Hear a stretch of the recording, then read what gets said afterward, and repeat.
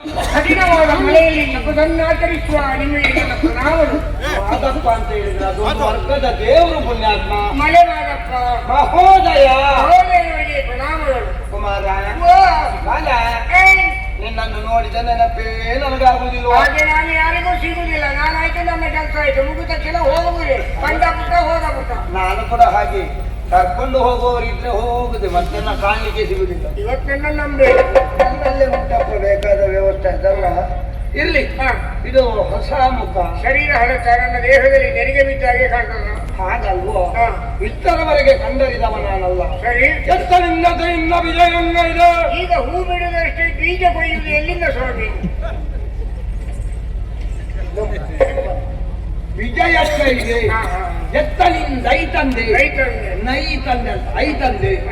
ಕಾರ್ಯಕ್ಕೆ ಬಂದೆ. ನಿಮ್ಮ ಕಾರ್ಯಕ್ಕಾಗಿ ಬಂದೆ, ಕಾರ್ಯಾರ್ಥಿಯಾಗಿ ಬಂದೆ. ನಿಮ್ಮ ಕಾರ್ಯಾರ್ಥಿಯಾಗಿ ಬಂದೆ. ಯಾರು ನೀನು? ಉಸಿರು ಬಾಲ, ಉಸಿರು ಬಾಲ, ಉಸಿರು ಬಾಲ. ಉಸಿರು ಏನು ಉಸಿರು ಏನು ಉಸಿರು ಏನು ಉಸಿರು ಪೂಜ್ಯರೇ, ಮಹಾವಾಗ್ಮಿಗಳು, ಮಹಾ ತೇಜಸ್ವಿಗಳು, ಮಹಾ ತಪಸ್ವಿಗಳಾದ ವಿಶ್ವಾಮಿತ್ರನ ಪಟ್ಟದ ಶಿಷ್ಯನ. ನಾನು ನಿನ್ನನ್ನು ಗುರು ಅಂತ ಭಾವಿಸಿ. ಇಲ್ಲ, ಸದ್ಯಕ್ಕೆ 2 ವರ್ಷ ಪದವಿ ಏರುವುದಿಲ್ಲ. 2 ವರ್ಷಕ್ಕೆ ಮಂದಿರ ಆಗ್ತದ. ಅವರ ಪಟ್ಟದ ಶಿಷ್ಯ ನಾನು. ಓ ಹೌದು. ಅಯೋಧ್ಯೆಯ ಸತ್ಯವಂತನು ಶಾಪಗ್ರಸ್ತನಾಗಿ ಚಾಂಡಾಲನಾದ್ದರಿಂದ 100ನೇ ಯಾಗವನ್ನು ಮಾಡುವುದಕ್ಕೆ ಸನ್ನದ್ಧವಾಗ್ತಾ ಇದೆ. ಆದ್ದರಿಂದ ಅವರ ಯಾಜಮಾನತ್ವದಲ್ಲಿ, ಇವರ ಪೌರೋಹಿತ್ಯದಲ್ಲಿ ನಡೆಯುವ ಯಾಗಕ್ಕೆ ತಮ್ಮನ್ನು ಆಮಂತ್ರಿಸ್ತಾ ಇದ್ದಾರೆ. ತಾವು ಸಕ್ರಿಯವಾಗಿ ಈ ಕಾರ್ಯಕ್ರಮದಲ್ಲಿ ಭಾಗವಹಿಸಬೇಕಾಗಿ ಚಂಡಾಲ ಯಾಗದ ಹವಿದೇವರುಂಡಲು ಯತಿ ಮಂಡಲ ಭೂಗುರ ವರ್ಯರು ಖಂಡಿತ ಕ್ಷೀರ ಸಮುದ್ರದಿಗಾಗಿಯೂ ಮುಳುಗಲು ಮಿಥ್ಯಾಚಾರ ಗದಿದಗೆ ದೊರೆ ಸುಖಗೀರಲು ಸಾಧ್ಯವಿಲ್ಲ.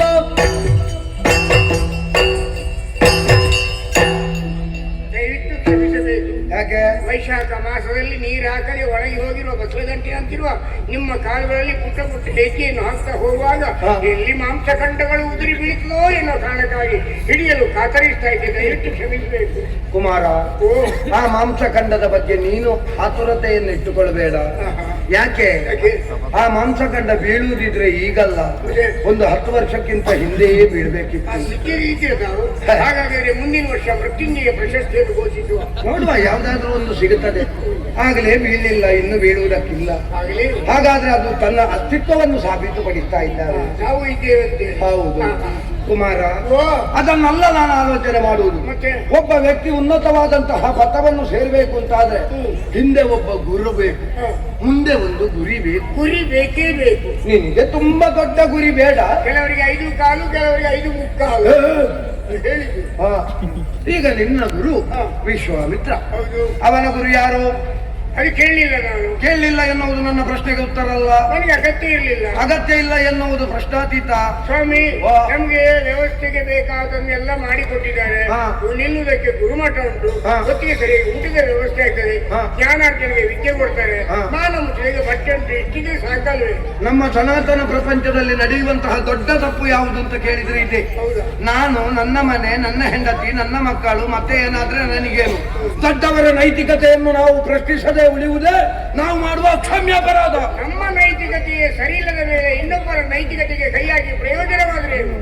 ನನ್ನ ನೈತಿಕತೆ ಅಂತ ನನ್ನನ್ನು ಸೇರಿಸಬೇಡ. ನನ್ನ ನೈತಿಕತೆ ಸರಿ ಉಂಟು, ನಿನ್ನದನ್ನು ಮಾತ್ರ ಹೇಳು. ದೊಡ್ಡವರ ನೈತಿಕತೆಯನ್ನು ನಾವು ಪ್ರಶ್ನಿಸಲೇಬೇಕು. ಪ್ರಶ್ನಿಸಲಿಲ್ಲ ಅಂತಾದ್ರೆ ನಾವು ತಪ್ಪಿತಸ್ಥರಾಗುತ್ತೇವೆ. ಇರ್ಲಿ, ನಿನ್ನ ಗುರು ಅವ ಬ್ರಾಹ್ಮಣನ? ಹೌದು. ಅಲ್ಲಪ್ಪ. ಹೌದು ಸ್ವಾಮಿ. ಅಲ್ವಾ? ಅವ ಕ್ಷಾತ್ರೇಯ, ಗಾದಿಯ ಮಗ ಅಲ್ವಾ? ಗಾಂಧಿಯ ಮಗ. ಗಾಂಧಿಯ ಮಗ ಅಲ್ಲ, ಗಾದಿಯ ಮಗ.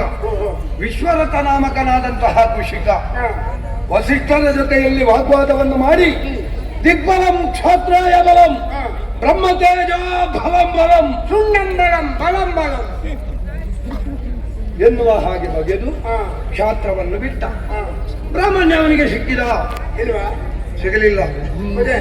ಒಂದು ಕಾಗೆ ಕ್ಷೀರ ಸಮುದ್ರದಲ್ಲಿ ಸ್ನಾನ ಮಾಡಿದ ಕೂಡಲೇ ಅದು ಬೆಳ್ಳಗಾಗ್ತದ? ಗಾದೆಯ ಮಾತುಂಟಲ್ಲಿ ಸ್ವಾಮಿ, ಕಂಡುಕದ ಹಾಲಲ್ಲಿ ಇದ್ದಳೆ ಅದು ಬಿಳುಪಾಗ ಬಲ್ಲುದೆ.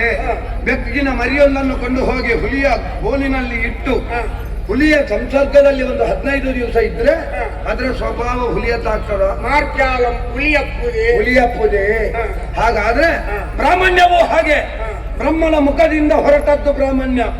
ಅಂತಹ ಬ್ರಾಹ್ಮಣ್ಯವನ್ನು ಪಡಿಬೇಕು ಅಂತಾದ್ರೆ ಒಂದು ಅರ್ಹತೆ ಬೇಕು. ಯಾವ ಅರ್ಹತೆಯನ್ನು ಹೊಂದಿದವ ವಿಶ್ವಾಮಿತ್ರ? ಬಿಡು, ಅದಲ್ಲ. ಷಟ್ಕರ್ಮಗಳನ್ನು ಆಚರಿಸುವಂತಹ ಯೋಗ್ಯತೆ ಬ್ರಾಹ್ಮಣನಾದವನಿಗೆ ಬರ್ತದೆ. ಯಾವುದೆಲ್ಲ ಷಟ್ಕರ್ಮ? ಅದೆಲ್ಲ ಅಗತ್ಯ ಉಂಟು. ನಿನ್ಗೆ ಬೇಕಾದ್ದು ಒಂದು ತಲೆಗೆ ಹೋಗುದಿಲ್ಲ, ಬೇಡದ್ದೆಲ್ಲ ಹೋಗ್ತದಲ್ಲ. ನಿಮ್ಗೆ ಗೊತ್ತುಂಟು ಕೆಲಸ ಎಲ್ಲ ಮರೆತೋಗಿರಬಹುದು ಎನ್ನುವ ಕಾರಣಕ್ಕಾಗಿ ನಾನು ಕೇಳಿದ್ದು. ನನಗೆ ಮರ್ತೋಗಿದೆ ಅಂತ ಯಾರು ಹೇಳಿದ್ದು ನಿನಗೆ? ಪ್ರಪಂಚದಲ್ಲಿ ಕೆಲವರೆಲ್ಲ ಇರ್ತಾರೆ, ಹೇಗೆ? ಕೆಲವರಿಗೆ ಗೊತ್ತುಂಟು ಅನ್ನೋದು ಗೊತ್ತಿಲ್ಲ, ಕೆಲವರಿಗೆ ಗೊತ್ತಿಲ್ಲ ಅನ್ನೋದು ಗೊತ್ತುಂಟು.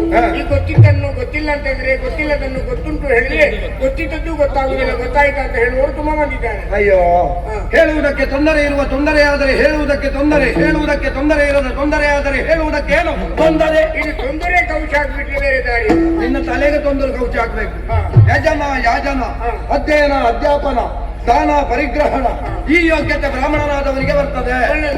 ಅದರಲ್ಲಿ ಬ್ರಾಹ್ಮಣ ಯಾರು? ಬ್ರಾಹ್ಮಣವರೇ ವಿಶ್ವಾಮಿತ್ರ. ಹೇಗೆ ಬ್ರಾಹ್ಮಣ? ಮಠದವರೆಲ್ಲ ಒಪ್ಪಿಕೊಂಡಿದ್ದಾರೆ. ಮಠದವರು ಒಪ್ಪಿಕೊಂಡ ಕೂಡಲೇ ಲೋಕ ಒಪ್ಪಿಕೊಳ್ತದ? ಲೋಕದಲ್ಲಿ ಅವರು ಇರುವುದಲ್ಲ. ಧರ್ಮ ಸಮ್ಮತ ಆಗಿದೆ, ವೇದ ಒಪ್ಪಿದ. ಕಾಲಕಾಲಕ್ಕೆ ಯಾಗ ಯಜ್ಞಾದಿಗಳು ಮಾಡ್ತಾರೆ. ಯಾಗ ಯಜ್ಞಾದಿಗಳನ್ನು ಯಾರು ಬೇಕಾದ್ರೂ ಚಪಾತಿಗಳನ್ನು ಮಾಡ್ತಾರೆ. ಚಪಾತಿಗಳು ಮಾಡಿದ ಕೂಡಲೇ ಬ್ರಾಹ್ಮಣ ಅಂತ ಆಗುದಿಲ್ವಾ? ಚೊರೆ ಮಾಡಿ ನೀನು ಅದಕ್ಕಿಂತ ದೊಡ್ಡ ಚೊರೆ. ಅವರಿಗೆ ಕೇಳಬೇಕಲ್ಲ ಪ್ರಶ್ನೆ, ನನಗೆ ಕೇಳಿದ್ರೆ ಉತ್ತರ ಸಿಗ್ತದೆ. ನನಗೆ ಈಗ ಇದರಿಗೆ ಸಿಕ್ಕಿದ್ದು ನೀನು, ನಿನ್ನಲ್ಲೇ ಕೇಳುವುದು. ಬಿಡು ಆ ವಿಷಯವನ್ನು ಬಿಡು. ಇನ್ನು ತ್ರಿಕರ್ಮಗಳನ್ನು ಆಚರಿಸುವಂತಹ ಯೋಗ್ಯತೆ ಕ್ಷಾತ್ರನಾದವರಿಗೆ ಬರ್ತದೆ. ಇದರಲ್ಲಿ ಕ್ಷಾತ್ರಿಯ ಯಾರು? ಕ್ಷಾತ್ರಿಯ ಅಯೋಧ್ಯ ಸತ್ಯವ್ರತ. ಹೇಗೆ ಕ್ಷಾತ್ರಿಯ? ಹೌದು ಸ್ವಾಮಿ, ಕ್ಷಾತ್ರಿಯನು. ಹೇಗೆ? ಕ್ಷಾತ್ರಿಯ ವಂಶದಲ್ಲಿ ಹುಟ್ಟಿದವನಾದ್ದರಿಂದ ಕ್ಷಾತ್ರಿಯನೇ ಅಲ್ವೇ? ಅಯ್ಯೋ, ವಾಸಿಷ್ಠರ ಶಾಪದಿಂದ ಚಂಡಾಲ ಪಂಚಮನಾಗಲಿಲ್ವವ? ಆದ್ರೂ ಶಾಪಗ್ರಸ್ತನಾಗಿದ್ರು ಹುಟ್ಟಿದ್ದು ಅದೇ ಅರಮನೆಯಲ್ಲಿ ಅಲ್ವೇ? ಹಾಗಾದ್ರೆ ಶಾಪ ಕೊಟ್ಟ ಬ್ರಾಹ್ಮಣನಿಗೆ ಬೆಲೆ ಇಲ್ಲ ಅಂತ ನನ್ನ ಎಲ್ಲಿ ಬಂದು ಹೇಳುವುದೇ ಅದು?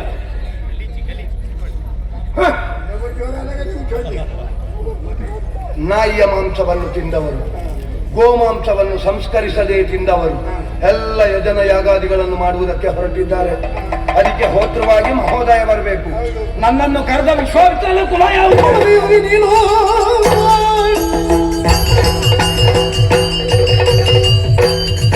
ಹೋಗಿ ನೀನು ಗುರುವರು ಹಣಕಗೈನು ನಮ್ಮ ನೀತಿಯಲ್ಲಿ ಇನ್ನೂ ಚಂದೊಳಗೆ ನಿಮ್ಮನ್ನು ಸಾಧೊಳಗಿರುತ್ತಾರೆ. ಬಣ್ಣದ ಯೋಗಿ ನೀನು.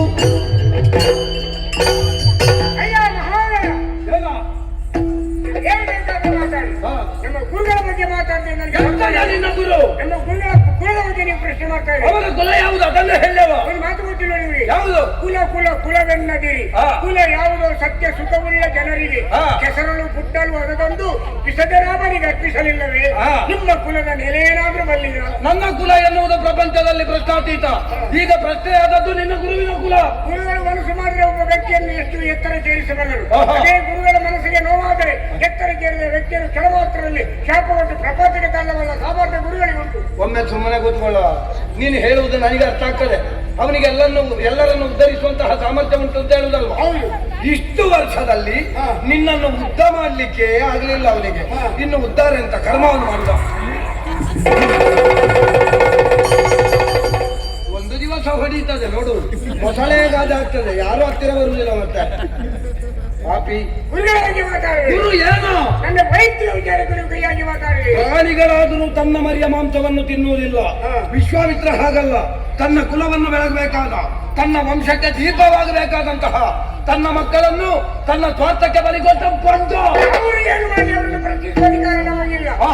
ನನ್ನ ಬಗ್ಗೆ ನೀವು ಹೇಳಿರಿ, ನನ್ನ ವೈಯಕ್ತಿಕ ಕೈಯಾಗಿ ಹೇಳಿವೆ. ನಿನ್ನ ವೈಯಕ್ತಿಕವನ್ನೇ ಹೇಳ್ತೇನೆ. ಕ್ಷಣ ಮಾತ್ರ ನಿಮಗೆ ಶಾಪವನ್ನು ಕೊಡ ಕೊಡುವುದಿಲ್ಲ. ಯಾಕೆ?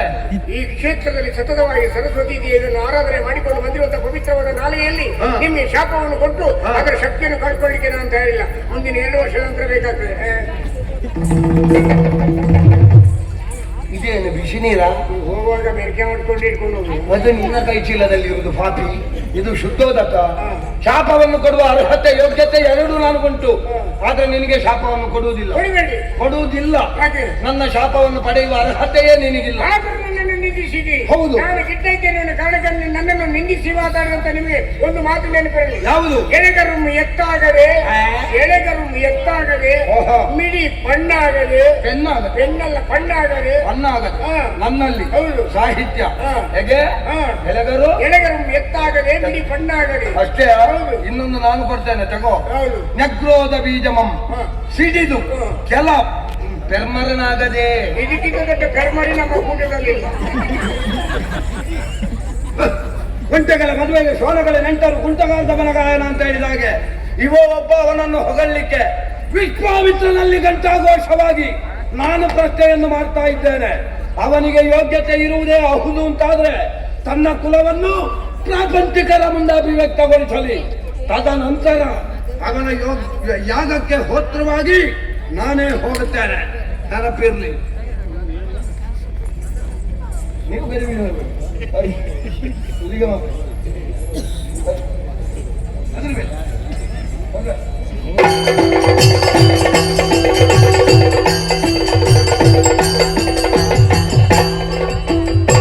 ಎಲ್ಲ ಕಡೆಗೂ ಹೋಗಿ ಬಂದಿಯಲ್ಲ, ಸಿಕ್ಕಿದ್ರು. ನಿಮ್ಮ ಶಿಷ್ಯ ಅಂತ ನನ್ನನ್ನು ಕರೆದು ಒಳ್ಳೆ ಸತ್ಕರಿಸಿ ಯಾಗದ ಸಮಯಕ್ಕೆ ಸರಿಯಾಗಿ ನಾನು ಬಂದೇ ಬರ್ತೇನೆ ಎನ್ನುವ ಭರವಸೆಗೆ ಮಾತನ್ನು ಕೊಟ್ಟು ಹೊರಗೆ ಬರುವಾಗ ನನ್ನನ್ನು ಸನ್ಮಾನಿಸಿ ಗೌರವಿಸಿ ಕಳಿಸಿರುವುದು ಅಲ್ಲಿ ಹೊಡೆದದ್ದು ಇಲ್ಲಿಗೆ ಕೇಳ್ತದ?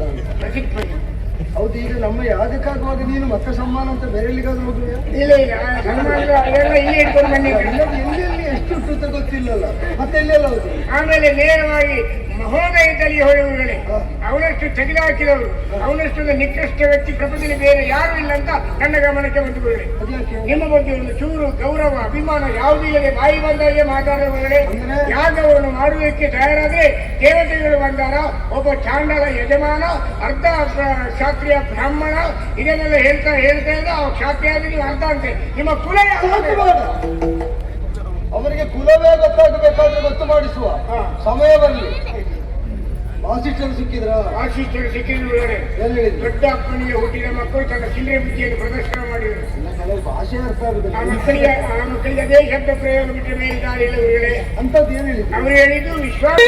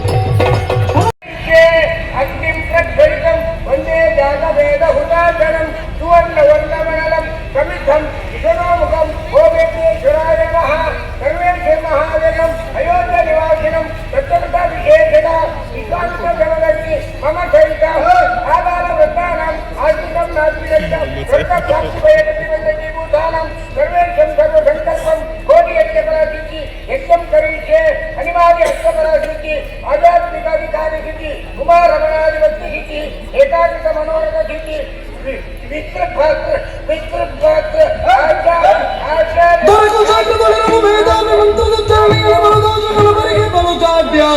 ಹೊರೆಯಲೆನ್ನಿದ್ದೆಯಲ್ಲಿ ತೂಗಾಡಲ ಧಿಗದಳ ತುರಿತವ ತೆಗೆದು ಮೇದಕ್ಕೆ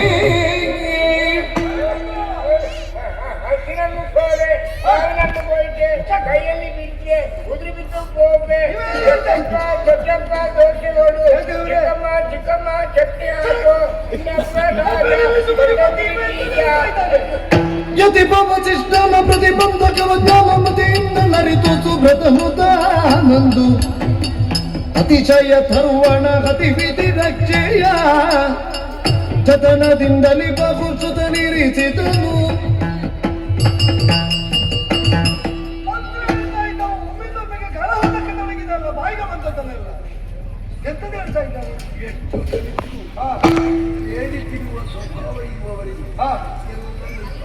ಹಾಗಂತ ಅವರಿಗೆ ಮಾತ್ರ ಆಗುತ್ತಲ್ವಲ್ಲ, ಇಲ್ಲಿ ಕೆಲವರಿಗೆ ಆಲಸ್ಯ ಮಾನ್ಯ ದಾಗ್ಯ ಎಲ್ಲ ವರಿಷ್ಠರು ಇರ್ತಾದ್ರೆ ಈ ಆದವರ್ಷದಲ್ಲಿ ಏನಾಗ್ತಾವು? ವಸಿಷ್ಠರಿಂದ ಯಾಕಾಗಿ ನೀವು ಮಕ್ಕಳನ್ನು ಅದಕ್ಕೆ ಪ್ರಶ್ನೆ ಪ್ರತೀಕಾರ ಕೈಗೊಂಡ ಸಂಕಲ್ಪ ನೆರವೇರ ಕೂಡಲು ಎನ್ನುವುದಕ್ಕಾಗಿ ಹಾಗೆ ಮಾಡಿ ಇಂಥದ್ದೆಲ್ಲ ಆಗುತ್ತದೆ ಅಂತ ನಾವು ಮೊದಲೇ ಹೇಳಿಲ್ಲ. ನಮ್ಮ ಸ್ಥಾನದಲ್ಲಿ ಕುಳಿತ ನಾವು ತೋರಿಸಿಕೊಡಬೇಕು. ಪ್ರತಿಬಂಧಕವನ್ನು ಹೋಗಲಾಡಿ ಯಜ್ಞ ಭೂಮಿಗೆ ಶ್ರೀರಕ್ಷೆ ಎಲ್ಲೋ ಇದು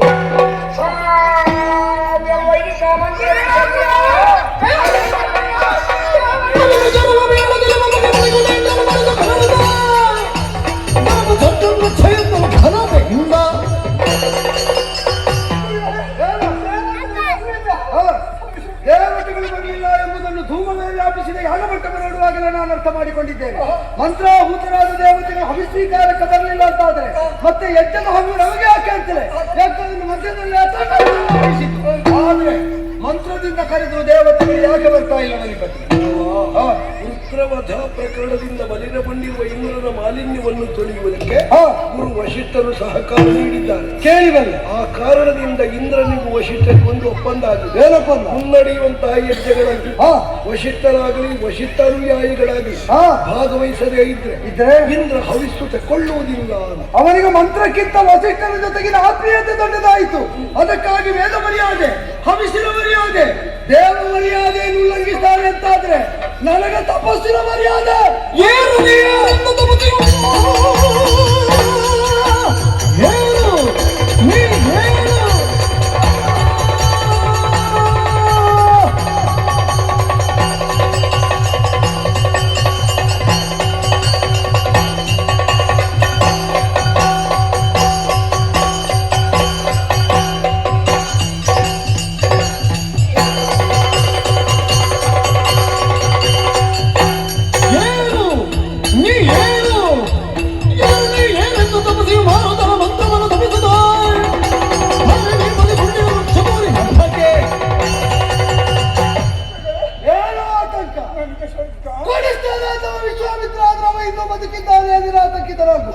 ಅವನಿಗೆ ಮಂತ್ರಕ್ಕೆ ಮರ್ಯಾದೆ ಕಲ್ಪಿಸಬೇಕು ಅಂತಿಲ್ಲ, ಸ್ವರ್ಗದಿಂದ ವರ್ತಿಸಬಹುದು.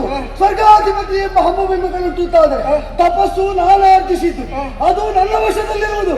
ಸಾವಿರಾರು ವರ್ಷದ ತಪಸ್ವಿಯಾದವನು ತಪಸ್ಸಿನ ಫಲ ಏನು ಅಂತ ನಾನು ತೋರಿಸಿಕೊಡ್ತೇನೆ. ಇದೋ ಡಬ್ಬೆಯೊಂದನ್ನು ತೆಗೆದು ಅಭಿಮಂತ್ರಿಸಿ ಇದೋ ತೋರಿಸ್ತೇನೆ.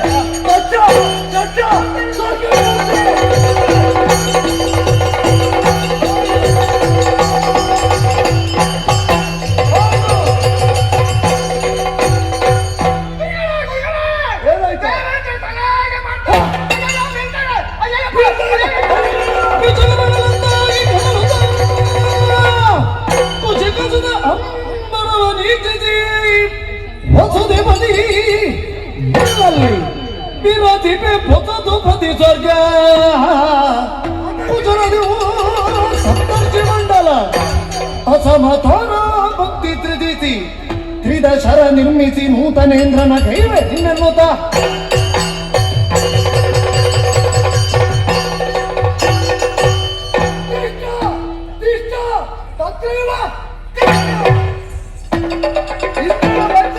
ವಿಶ್ವಾಮಿತ್ರನ ತಪಸ್ಸಿನ ಬಲ ಹೆಚ್ಚು, ಅದನ್ನು ಲೋಕ ನೋಡ್ಲಿ.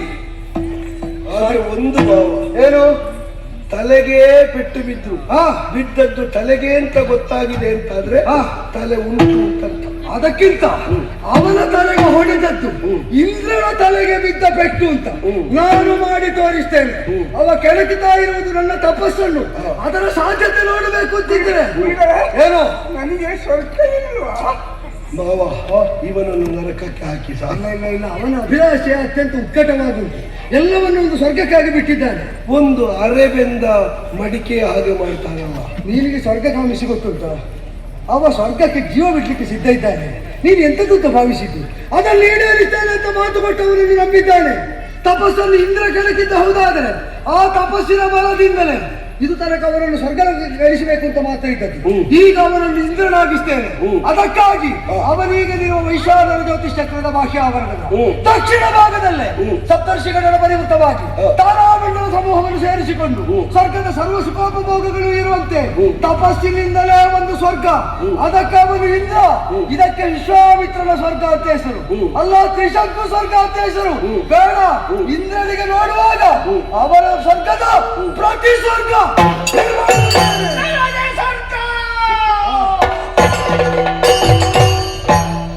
ಅವ ಸ್ವರ್ಗಕ್ಕೆ ಹೋಗದೆ ಇದ್ರು ಇದ್ದಲ್ಲೇ ಒಂದು ಸ್ವರ್ಗ ಮಾಡ್ಲಿಕ್ಕೆ ನೀವು ಬಿಟ್ರೆ ಬೇರೆ ಯಾರು ಮಾವ? ಅದು ಸಿಕ್ಕಬೇಕಲ್ಲ ಎಲ್ಲರಿಗೂ ಆ ಯೋಗ. ಇವನಿಗೆ ಸಿಕ್ಕಿದ್ದರಿಂದಲೇ ವಿಶ್ವಾಮಿತ್ರ ಎನ್ನುವಂತ ಲೋಕ ತಿಳಿಯಿತು. ನಾನು ಅದನ್ನೆಲ್ಲ ಯೋಚನೆ ಮಾಡು. ಮತ್ತೆ ನೀವು ಸಂಪಾದಿಸಿದೆಲ್ಲ ಹೀಗೆ ಆಗ್ತಾ ಉಂಟಲ್ಲ. ಸ್ವಂತಕ್ಕೆ ಸಂಪಾದನೆ ನಿಲ್ಲಿಸಿದ ಮೇಲೆ ಕೌಶಿಕನಾದ ವಿಶ್ವಾಮಿತ್ರ ಆದದ್ದು. ಇನ್ನು ಮಾಡಿದ ಸಂಪಾದನೆ ಲೋಕಕ್ಕೆ, ಅದೆಲ್ಲ ನಾನು ಯೋಚಿಸುವುದು. ಸ್ವರ್ಗಕ್ಕೆ ಪ್ರತಿ ಸ್ವರ್ಗ ಆದಾಗ ಮೂಲ ಸ್ವರ್ಗದ ಇಂದ್ರ ಇದನ್ನು ವಿರೋಧಿಸಿದೆ. ಇನ್ನು ಮುಂದೆ ಲೋಕಕ್ಕೆ ಇಂದ್ರನೇ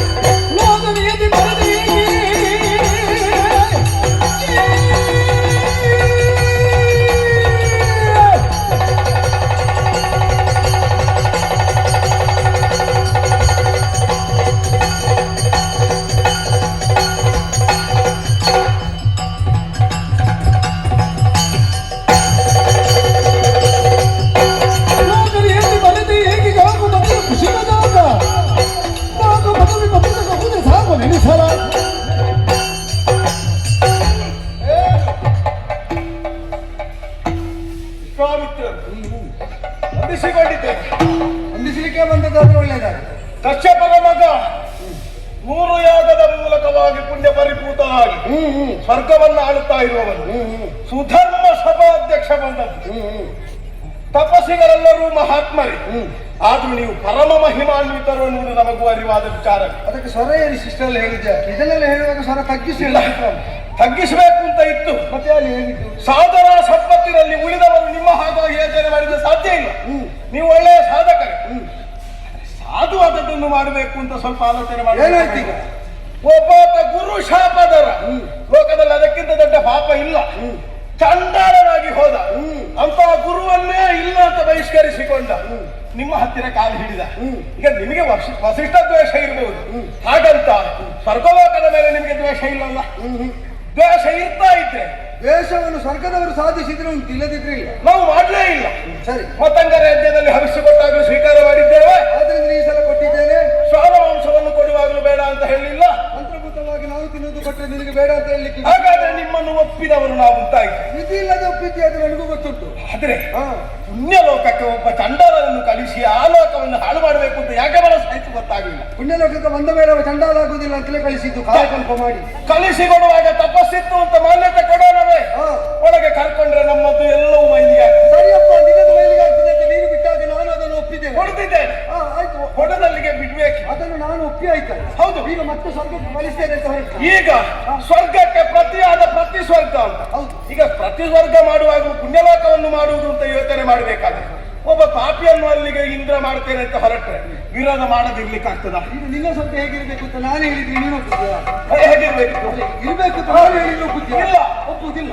ಈಗ ನನ್ನ ಸ್ವರ್ಗ ಹೇಗಿರ್ಬೇಕು ಅಂತ ನೀನೇ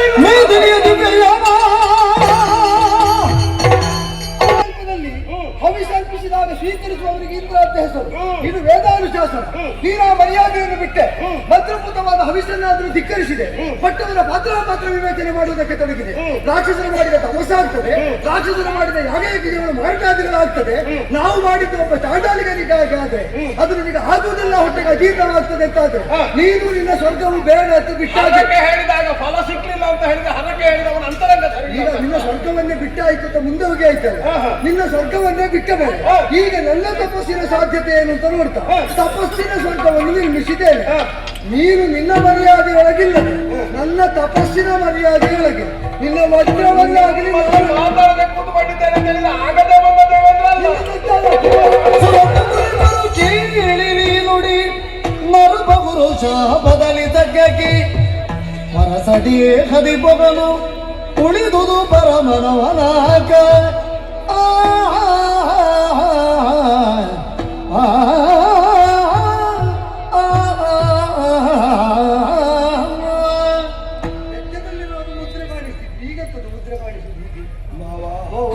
ಸ್ವರದ ಬಗ್ಗೆ ಪ್ರಶ್ನೆ. ಸ್ವರದ ಬಗ್ಗೆ, ಸ್ವರ್ಲೋಕದ ಬಗ್ಗೆ. ಅವನು ಸ್ವರ್ಲೋಕದವ, ಹೌದು, ಅಲ್ಲಿಯೂ ಸ್ವರ್ಲೋಕ, ಹೌದು. ನಮ್ಮದ್ದು ಒಂದು ಸ್ವರ್ಗ, ಹೊಸ ಪ್ರತಿ ಸ್ವರ್ಲೋಕ. ಕೇಳಿದವನಿಗೆ ಬೇಕಾದದ್ದನ್ನು ಕೊಟ್ಟು ಅವನ ತೃಪ್ತಿಯನ್ನು ನೀವು ಕಾಪಾಡಿದ್ದೀರಿ. ಶರಣಾಗತ ರಕ್ಷಣೆಯನ್ನು ಆರ್ತತ್ರಾಣ ಪರಾಯಣತೆಯನ್ನು ಋಷಿತ್ವಕ್ಕೂ ಛಾತ್ರಕ್ಕೂ ಭೂಷಣ ಅಂತ ಸ್ವೀಕರಿಸಿ. ಈ ಪ್ರಪಂಚದಲ್ಲಿ ಕೇಳುವವರು ನಾನಾ ವಿಭಾಗದಲ್ಲಿ ವಿಧಾನದಲ್ಲಿ ಇರ್ತಾರೆ. ಅಂತರಂಗವನ್ನು ಶೋಧಿಸಿದ ಮೇಲೆ ಕೊಡುವವರು ಕೊಟ್ರೆ ಕೊಟ್ಟದ್ದು ದಕ್ಕಿ.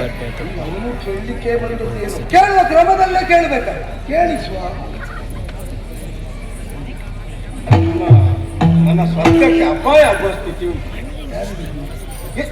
ಇಂಥ ನೀವು ನೋಡ್ಲಿಲ್ಲ, ಸಪ್ತಋಷಿಗೊಂಡ ದೇವತೆಗಳು ಇದ್ದ ಸ್ವರ್ಗದಲ್ಲಿ ಎಂಥದ್ದೆಲ್ಲ ಉಂಟು ಅಂತದ್ದೆಲ್ಲ ಮಾಡ್ತಾ ಇದ್ದಾರೆ. ಈಗ ನಮ್ಮ ಇಚ್ಛಾಗಮನ, ಹವಿರ್ಭೋಜನ, ವರಪ್ರದಾನ 3 ಸಂಗತಿಯು ಆ ಕಡೆ ಕೊಟ್ಟರೆ ಮತ್ತೆ ನನ್ನನ್ನು ಎಲ್ಲರೂ ಲೋಕದ ನಿಯತಿಯಂತೆ ಈಗ ಸಪ್ತಋಷಿಗಳು ಯಾರು ಅಂತ ಗೊತ್ತಲ್ಲ. ಅವರು ನಮ್ಮ ಶಚೀಪತಿಯಾದಂತಹ ಇಂದ್ರ ಪುರಂದರ ನಾಮಕರಾದವ ಎಲ್ಲಿ ನನ್ನ ಹೆಂಡತಿಗೆ ನಾನೇ. ಹೌದಲ್ಲ?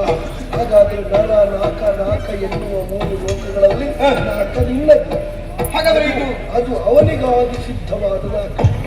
ಅವನಿಗೆ ಬೇಕಾದದನ್ನು ಕೊಟ್ಟಾಗ ನೀನು ಅದರಲ್ಲಿ ಆಕ್ಷೇಪ ಮಾಡಲಿಕ್ಕೇ ಇಲ್ಲ. ಆಕ್ಷೇಪವೇ ಇಲ್ಲ. ನಾನು ಸ್ವರ್ಗವನ್ನು ಒಪ್ಪಿದೆ. ಇದಿಷ್ಟು ನನ್ನ ಹತ್ರ ಇರ್ತದಲ್ಲ. ಹೌದು. ನೀನು ಕೊಡುವುದಿಲ್ಲ. ಇಲ್ಲ. ಮುನಿಪತಿ ಅವನಿಗೆ ಒಂದು ಹೇಳು, ಅವನಿಗೆ ಇದ್ದ ಸ್ಥಾನ ಹೋಗದಿರಬೇಕು ಅಂತ ಆದ್ರೆ ಮತ್ತೆ ಅವನಿಗಿಂತ ಮತ್ತೆ ಬರುವ ಹೊಸಬರನ್ನು ಸ್ವಾಗತಿಸುವಲ್ಲಿ ಸ್ವಲ್ಪ ಉದಾರಿಯಾಗಬೇಕು. ಅಲ್ಲದಿದ್ರೆ ಅವನದಲ್ಲಾಡ್ತದೆ. ಇದನ್ನು ಹೇಳಬೇಕು. ಅದೊಂದು ನಿನ್ನ ಬಗ್ಗೆ ಇತ್ತೀಚಿನ ಅಪವಾದ. ಕೆಲವರಿಗೆಲ್ಲ ಅಡ್ಡ ನಮಗೆ ಅಡ್ಡ ಬರ್ತದೆ ಅಂತ ಆದ್ರೆ ಅಡ್ಡ ನಿಲ್ಲದಿರ್ಲಿಕ್ಕೆ ಈಗ ನಾವು ಹಾಗೆ ಮಾಡಿದ್ರೆ ಎಲ್ಲಿದ್ದರೆ ಹಾಗೆ ಮಾಡಿದ್ರೆ ನಿನ್ನ ತಪದ ಮೇಲಿನ ಸ್ವರ್ಗ, ಈಗ ತಪದ ಲೋಕದವರು ಸ್ವರ್ಗದ ಮೇಲಿನವರು ಹಾಗೆ ಮಾಡಿದ್ರು ನಿನ್ನದ್ದು ಅಲ್ಲಾಡಿತ್ತು. ಎಚ್ಚರ ಇತ್ತು. ಮನ್ವಂತರದವರೆಗೆ ನನ್ನ ಕೈ ಬಿಡುವುದಿಲ್ಲ ಅಂತ ನನಗೆ. ಹೌದು, ಮನ್ವಂತರವನ್ನ ಮೇಲೆ ಕೆಳಗೆ ಮಾಡುವವರು ಇಲ್ಲಿದ್ದಾರೆ. ಜೈ ಸ್ವರ್ಗ.